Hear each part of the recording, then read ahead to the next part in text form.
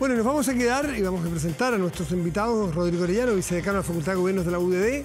Rodrigo, hola, ¿qué tal? Buenas noches, Matías. Buenas noches. Y Nerea Palma, que es académica de la Escuela de Ciencias Políticas de la UDP y también es integrante de la mesa directiva de la Asociación Chilena de Ciencias Políticas.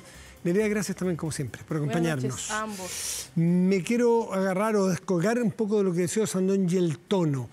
¿Y cuán necesario es, a juicio de ustedes como analistas políticos, que el tono sea de unidad? Más allá de las diferencias obvias, oposición y gobierno, están para pensar distinto y en ese debate generar algo, pero generar algo común, tener tono suficiente para abordar en común este problema, porque como decía una persona que escuchaba el otro día, toda fisura en la clase política la aprovechan los delincuentes, las bandas para entrometerse. Si los delincuentes, las bandas criminales internacionales encuentran un frontón de toda la clase política, la autoridad y al Estado de frente, no van a penetrar. Entonces, ¿son importantes estas reuniones o no en la cumbre política? Bueno, sí, efectivamente es súper importante y hay que recalcar dos cosas. Uno, inmigración, migración y seguridad son importantes no solamente en los hechos, porque hemos visto todos estos días, semanas anteriores, sobre todo en la región metropolitana, sobre todo en seguridad, homicidios al alza, pero también es importante recalcar que esto repercute directamente en la opinión pública, entonces también hay incentivos electorales para que estas reuniones no solamente se hagan, sino que también se lleguen a posibles acuerdos. Entonces están esas dos vertientes, entonces hay incentivos para que se llegue a acuerdos en el papel, ¿ya? Ahora, lo segundo que quiero mencionar es que ni el Poder Ejecutivo por sí solo, ni el Poder Legislativo por sí solo, son poderes del Estado que tienen las soluciones de manera autónoma para los problemas que estamos viviendo, no solamente en seguridad y migración, sino en general, podemos hablar de temáticas de pensión, salud, educación, etc. Por lo tanto, estas reuniones, por más que uno pensaría que pudiesen ser, como también lo han dicho otras personas, pérdida de tiempo, yo no me voy a sumar porque el Ejecutivo aquí, el Ejecutivo allá... No me voy a prestar para esta escena, o no sé qué término usar, circo, o puesta en escena. No, puesta en escena fue, disculpe. Sí, muy bien. Eso es lo que escuché yo al menos. Sí, también escuché circo por ahí, o lo leí más bien, pero lo importante es que estas temáticas tan medulares, no solamente en la opinión pública, sino que en la realidad país, como digo, no es materia de un partido, no es materia de una coalición, no es materia del oficialismo, es materia de los poderes del Estado de manera mancomunada y efectivamente tener una política nacional y que vaya mucho más allá a largo plazo, no solamente de esta administración, sino que las venideras. Rodrigo Orellano. Fíjate que estábamos conversando antes de que estábamos a puertas del 4 de septiembre y una de las cosas que faltó en ese proceso fue justamente lo que comentaba el senador Sandón. Buen tono y diálogo. Yo creo que, y perdí la cuenta, pero debe ser la enésima vez que el presidente Boric se reúne con sus ministros y los parlamentarios para unar esfuerzos en el tema de seguridad. Pero creo que vale la pena seguir conversando. ¿Es bueno o que al final no sirve para dialogar, nada? Matías, ¿Cómo interpreto eso? De varias formas. La primera, creo que siempre es bueno dialogar, incluso cuando no se llega a acuerdo. Creo que es importante plantear los puntos diferentes que tienen las miradas distintas en temas de seguridad, migración, y creo que el tema carcelario también iba a estar presente porque a raíz del anuncio de la cárcel en Santiago había que hacer unos acuerdos también legislativos para apurar la construcción de la cárcel de alta seguridad. Pero aquí la carga del esfuerzo, no la prueba, sino que la carga de la responsabilidad, yo creo que sí cabe en el Ejecutivo, porque el Ejecutivo tiene dos grandes responsabilidades. Una, tiene la facultad del Presidente de la República de apurar las procesos legislativos. El presidente tiene la urgencia legislativa y puede ponerle urgencia inmediata a todo el fast track que está todavía pendiente, y además tiene una obligación, por lo menos en temas de seguridad, en otros quizás hay matices porque son distintos, pero en temas de seguridad la oposición ha sido muy leal al gobierno. En todos los proyectos de ley vinculados a la seguridad, aumento de penas, mayores sanciones, siempre lo ha apoyado. Las iniciativas legislativas en seguridad han encontrado obstáculos en el oficialismo. Entonces, hay una doble responsabilidad, tanto legislativa como también saber alinear las fuerzas que gobiernan junto a él. Si aquí no hemos avanzado en los otros procesos porque se ha encontrado con cierta resistencia del Partido Comunista y parte del Frente Amplio. ¿Estás de acuerdo con lo que dice Nerea, que estamos en un contexto que beneficia los acuerdos en materia de seguridad, carcelaria, migración, porque vienen elecciones y nadie quiere parecer lejano a estos temas, que hoy día están muy sensibles en la gente. Sí, yo por cierto creo que condiciona los diálogos. No sé si vamos a poder alcanzar acuerdo en todas las materias, pero creo que pone una presión sobre el Poder Legislativo de poder dar resultado a una ciudadanía que espera medidas concretas, justamente en uno de los temas que yo creo que va a ser fundamental en la discusión municipal. La seguridad no solamente nos tiene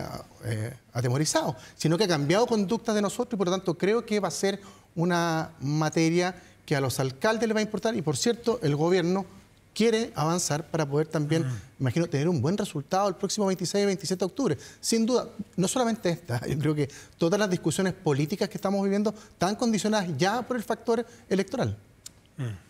Nerea, ¿quieres agregar algo de esto o pasamos? Porque hay varios temas más. Bueno, el caso de Hermosilla, audios, como quieran llamarlo, Factop, tiene tantos nombres, pero todos tienen una partida común. ¿Cómo están viendo ustedes el avance? ¿Cuáles son los límites que puede cruzar? ¿Cuáles son los riesgos en que entre en lo público, en lo político? Porque casos de delitos que se investigan los hay por miles y todos los días. Este es distinto porque tiene hechos, personas, instituciones distintas. ¿Cómo están viendo ustedes la evolución del caso? Sí, una cosa que me parece súper importante mencionar es que independientemente que eventualmente se encuentre culpable, por ejemplo, Hermosilla y compañía, solamente por nombrar un actor, esto merma en no solamente en la opinión pública, con la desconfianza en las instituciones políticas, como por ejemplo, si es que pasan hechos similares a sanciones que hubo por el caso Penta y sanciones que hubo y no hubo en el caso SQM, podríamos estar ante un escenario bastante complejo, de nuevo, de credibilidad en la confianza con las instituciones. Entonces, eso por un lado. Pero, entonces, esto va más allá si es que hay penas o no hay penas. Es también cómo los actores políticos influyen en las percepciones ciudadanas respecto de la confianza en las instituciones políticas. Entonces, es importante que hayan sanciones si es que efectivamente lo requieren y hay evidencia para eso, pero no hay que olvidar que aunque no haya sanciones y cosas que no se puedan probar, eso no va a afectar la opinión pública, sino que la va a afectar de todas formas. Entonces, actores políticos tienen que ser tremendamente responsables de las declaraciones que hacen, tanto sea porque, como ha dicho el oficialismo, esta hipótesis de que hay un partido detrás, eso es súper grave porque, de nuevo, las declaraciones de actores políticos son súper importantes para la opinión pública, cómo los medios también lo informan. Y sobre todo lo que nos estamos jugando acá nuevamente, yo voy a insistir en eso, es nuevamente la confianza con las instituciones políticas y especialmente el Poder Judicial, que en general no ha sido tan afectado por eso como el Congreso. Corre más, perdón. No, que más que el informe del PNUD, en fondo, mostró mucho de eso, o sea, una desconfianza brutal sobre la élite política, más que incluso que la económica, que uno estaba acostumbrado a eso. Y yo me quiero tomar una frase de Nerea, porque creo que es bien importante, y algo comentaste tú también, Matías. La respuesta de Juan Pablo Hermosilla, con esa vehemencia, fue no solamente porque su hermano se había ido con prisión preventiva y la implicancia que tiene todo ello, sino que también respondió a justamente un actor político, quizás el actor político más importante de nuestro sistema político, que se había involucrado con una aseveración brutal que fue la del presidente de la República, que lo comentamos, ¿te acuerdas? El martes pasado dijimos. Pero parece ser que el gobierno no sintió como crítica, sino que refuerza de alguna manera que el presidente de la República, de una manera distinta, matiza, pero insiste en este tema de los poderosos, de la élite. Algunos que lo juntan con lo del PNUD dicen, pero si el estudio PNUD hace que la gente tenga distancia con la élite, a lo mejor en el discurso político darle a la élite, criticar a la élite puede ser. ¿Cómo lo ven ustedes? Yo creo que está muy relacionado con eso. O sea, uno es un discurso justamente de algo que a la ciudadanía le afecta directamente. Dos, creo que además en un contexto electoral, y vamos a volver al tema porque yo creo que está todo condicionado con lo que pasa en octubre, también contrastar los sentimientos de la ciudadanía con los poderosos puede alterar también los resultados electorales. Y recordemos también que en un comienzo, ya hemos visto que la esquirla de este caso, que no sabemos cómo va a terminar, fueron vinculadas a un sector político, a la oposición. Después nos dimos cuenta que parece que es mucho más transversal. Yo lo veo con mucha preocupación. Y en eso, a mí me encantaría, y no sé cuáles son los recursos que tiene el Poder Judicial y la Fiscalía, el Ministerio, pero creo que esta cuestión, estos tipos de casos, de juicio, la celeridad es casi tan importante como la transparencia, como dice la Andrea.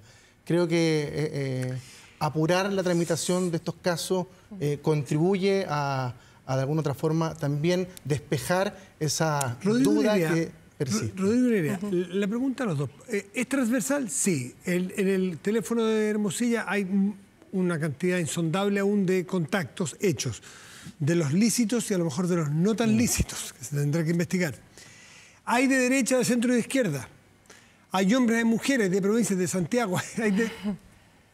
Pero hay un sector que está saliendo más perjudicado porque, a ver, nombrémoslo, por ejemplo, Andrés Chadwick es mucho más cercano que otros que son hoy día asesores de gobierno, Crispi, por ejemplo, porque trabajó en el gobierno de Sebastián Piñera. Es decir, ¿corre más riesgo la derecha a que este caso Hermosilla lo contamine electoralmente, o ustedes creen que esto se va a mantener a cierta distancia de lo político electoral, Nerea? O sea, si es que no supiéramos que pudiesen salir mucho más antecedentes a flote, yo diría que sí. Pero creo que vamos a saber mucho más antecedentes de aquí hasta la elección presidencial y seguramente hasta el siguiente año. Por lo tanto, pero sí. Con lo que tenemos ahora... Pero con lo que tenemos ahora... ¿A la oposición le da más duro o tú crees que es difícil prever Yo creo que sí. Yo creo que sí le afecta mucho más hoy día, sobre todo por la cercanía de Hermosilla con Chadwick y por lo tanto también con Sebastián Piñera y el hecho de haber trabajado también en el Ministerio del Interior. Eso es ineludible. Ahora, algo diferente es decir que esta era una práctica política, por ejemplo, de la UDI o de Chile Vamos en general. Buen punto. Entonces, eso me parece a mí que es grave, pero desde el punto de vista de que tenemos que tener cuidado de poder, de alguna u otra manera, cuidar nuestras instituciones democráticas, políticas, con partidos políticos que son democráticos, y cuando nosotros hagamos ese tipo de aseveraciones o pongamos esas dudas y levantemos esa hipótesis, por lo menos tengamos algún tipo de prueba o algún indicio. Claro, sí, los actores políticos son importantes. Tú perteneces, tú militas en un partido de oposición, por lo tanto, vienes de adentro. ¿Sientes que corre más riesgo tu sector? Y, por ejemplo, que arrastre a la campaña de la candidata. Yo creo que hay un riesgo, por cierto, por lo que dice Nerea, por la cercanía, por la vinculación, pero quiero recapitular. O sea, Luis Hermosilla fue un abogado con una cercanía personal con un exministro de un gobierno de centro-derecha, pero sus redes eran absolutamente transversales. Más que cercano a un exministro. Claro. Tuvo contratos con el gobierno, trabajó en el gobierno, no sé si tuvo oficina en La Moneda, no lo sé ni creo, pero...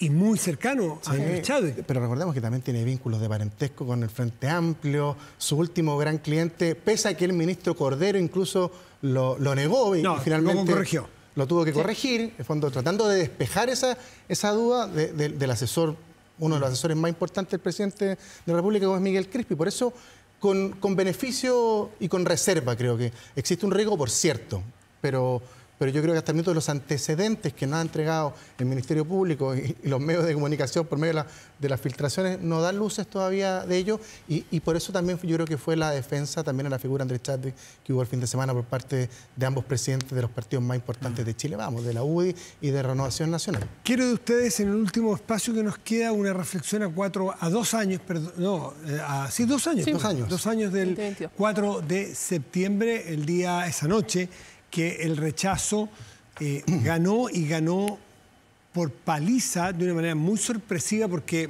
algunos indicadores planteaban que podía ganar el rechazo, pero nunca nadie vio la diferencia con que obtuvo. Y algunos dicen fue para el gobierno un masazo, una noche de una tormenta en que cambió el rumbo del gobierno, que refundó al gobierno refundacional. En fin, se ha dicho tanto. ¿Cómo lo ven ustedes a la distancia? ¿O el animal todavía palpita como para analizarlo? Sí, yo 2 cosas quiero decir al respecto. Bueno, la primera es que eso marcó un antes y un después en el gobierno. Recordemos que todas las conversaciones y discusiones respecto a las reformas políticas que el gobierno quería impulsar, que perfectamente podrían haberse empezado a discutir el primer año de gobierno, que lo que nos muestra la evidencia es que en general es el año más productivo electoralmente que existe, legislativo que existe, se pararon para esperar el resultado de la convención, obviamente bajo la hipótesis de que iba a ser positiva, y en el fondo el gobierno apostó todas las fichas a eso, y también la opción del gobierno se hizo muy clara por el apruebo, ¿ya? Entonces eso por un lado fue un antes y un después. Más que la posición por el apruebo, linkearon, indexaron el éxito del programa de gobierno a que ganara el apruebo. Lo hizo Giorgio Jackson sobre todo y una de las cosas que le costó más caro a Jackson. Exacto, eso es lo primero. Y lo segundo que me parece importante, y que también lo aprendimos en el segundo proceso constitucional, es que simplemente pretender hacer cambios tan relevantes como, por ejemplo, la institución más importante que tiene un país, que es una constitución, sin tener en consideración quienes estén en la vereda opuesta, es simplemente una irresponsabilidad política, ¿ya? Por mucho que podemos de alguna manera identificar ciertos elementos que podrían haber sido positivos tanto del proceso 1 como del proceso 2, estoy hablando en términos de contenido, evidentemente que no llegar a acuerdo para que todos los actores, no solamente todos los actores políticos, sino que en general todos los actores de la sociedad estén más o menos de acuerdo con lo que se está conversando y con lo que se está llegando a acuerdo, es simplemente una fórmula para el desastre, y yo creo que ya lo aprendimos 2 veces. Rodrigo, ¿cómo lo ves tú a 2 años? La primera, la política. Yo creo que eso fue un mazazo, un golpe mortal al programa de gobierno, que estaba muy enlazado con lo que se plasmó en el primer proceso constitucional. Luego en las consecuencias, cambio de gabinete, el programa de alguna forma se fue moderando, el presidente se fue moderando a partir también de ese día y acercándose mucho más a valores más cercanos a la socialdemocracia que a los que estaba originalmente en el Frente Amplio. Y lo segundo, también una reflexión en cuanto a lo que quieren los chilenos. Yo creo que ahí Nerea toca un punto bien relevante, que los chilenos esperaban cambios y todavía yo creo que esperan cambios, pero cambios de acuerdo a la moderación y al diálogo, que es lo que conversamos nosotros antes. Yo todavía recuerdo la desafortunada frase 5, creo que fue contigo, Matías, en un programa de televisión, que dijo: aquí los cambios los hacemos nosotros. Aquí, sentados en este estudio. Nosotros aquí, lo hacemos y nosotros ponemos la música. Ustedes van a bailar al ritmo de nosotros. Y nosotros ganamos y nosotros vamos a hacer los cambios, o nosotros vamos a indicar qué es lo que vamos a hacer, o la vamos a escribir nosotros. Claro. Algo de ese tono. Sí. Una prepotencia que vimos, una borrachera electoral que creo que le hizo muy mal al país, porque de alguna forma nos farreamos la posibilidad de construir una mejor constitución. Yo no digo que la constitución actual sea perfecta. El país 2 veces se la farreó. No sea perfecta, sino que tiene que tener cambios, pero nuestra ciudadanía espera cambios moderados, de acuerdo a su lógica identitaria y a lo que hemos construido como país durante 200 años. Y las constituciones al final son eso. Alguien dice, Lowenstein señala que las constituciones son trajes. Y cuando el traje queda un poquito más chico hay que arreglarla, cuando queda un poquito más angosto hay que arreglarla, pero no cambiarla brutalmente, y eso se trató de hacer en la primera y en parte en la segunda tuvimos 2 fracasos. Diálogo, moderación y conversación. Sí, ¿puedo agregar algo ahí cortito? Sí, yo les quiero invitar a hacer un poquito ficción, porque el contrafactual no existe. ¿Cómo se imaginan que sería el gobierno hoy si hubiese ganado el apruebo? Si se puede, haciendo el descuento de que es un escenario que no ocurrió. Sí, bueno, lo primero que quería mencionar es que eso también pasó en el segundo proceso, cuando Luis Silva dijo que porque tenía que llegar a acuerdos con minorías si es que ellos habían ganado. Entonces yo creo que es ese aprendizaje que nosotros en general, la sociedad esperaba que se hiciera para el segundo proceso, tampoco se hizo, y por lo tanto en general nos farreamos 2 procesos que eran bien diferentes, pero que tenían estos elementos en común.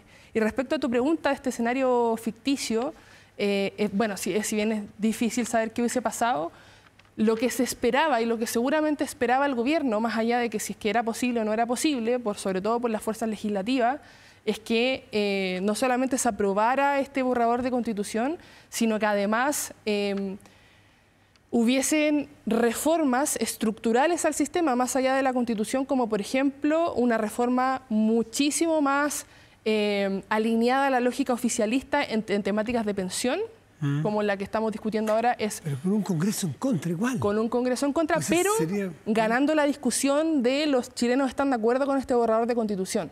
Y eso seguramente daría un impulso, así como después del estallido, prácticamente todos los actores políticos, derecha, izquierda, centro, estaban diciendo básicamente que estaba muy bien lo que estaba viendo la ciudadanía, vamos a tener que aprender a compartir, decía Cecilia Morel.